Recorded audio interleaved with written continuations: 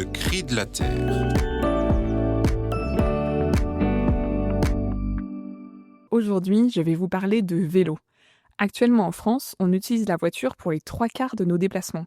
Elle nous semble indispensable pour une bonne partie de nos trajets. Mais est-ce que vous saviez qu'en fait, la moitié de ces trajets fait moins de 5 km? Et le chiffre est encore plus impressionnant si on regarde uniquement l'utilisation de la voiture en ville. 40% des trajets font même moins de 3 km. Mais ces distances-là, me direz-vous, on pourrait les faire autrement, par exemple à vélo. Voilà exactement là où je voulais en venir.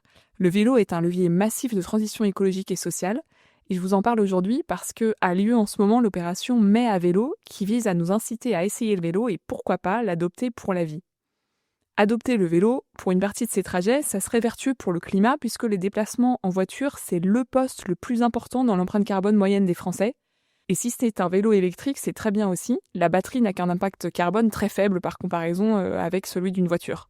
Mais ce serait aussi un très gros atout pour notre santé, puisque la pollution de l'air entraîne une perte d'espérance de vie de 8 mois en moyenne en France, avec 40 000 décès prématurés chaque année. C'est aussi l'activité physique permise par le vélo qui est bonne pour la santé à tout âge. Le manque d'activité physique est responsable de 10% des décès en Europe. Et c'est un gros enjeu de santé publique, en particulier pour les enfants et les adolescents, qui font de moins en moins d'activité physique, ce qui alimente l'épidémie de surpoids et d'obésité. Et par ailleurs, pour les personnes plus âgées, le vélo aide à maintenir l'activité physique qui permettra de vieillir en meilleure santé. Le vélo, c'est aussi bon pour le moral. Faire son trajet du matin à vélo pour se rendre au travail ou à l'école nous permet de faire de l'exercice, de prendre l'air, de sentir les saisons passer. On arrive plus frais et dispo, et c'est même prouvé qu'il y a des gains de productivité qui sont dus à ça.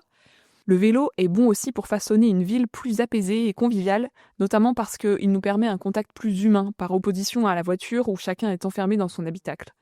Et quel bonheur de circuler dans une rue végétalisée et réservée aux piétons et aux vélos, qui est préservée du bruit des voitures, où on entend les chants d'oiseaux et les conversations des passants. 2 petites recommandations pour finir.